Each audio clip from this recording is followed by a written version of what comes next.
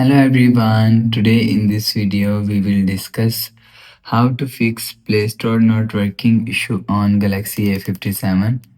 Let's start the video if you want to fix this problem. So go to App Library.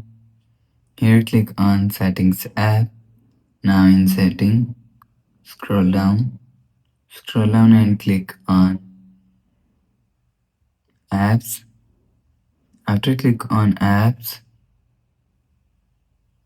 scroll down and search Play Store app from here.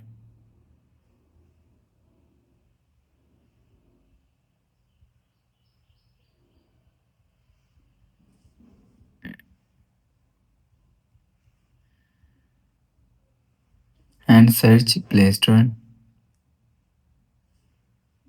Click on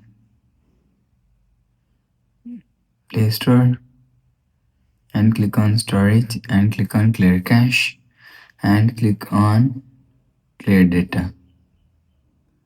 After the process, go back to home screen. You will see your problem is solved. But if it not solved, so check your internet connection. Internet connection is work properly. After check internet connection, so internet connection is not work properly, so move from your area.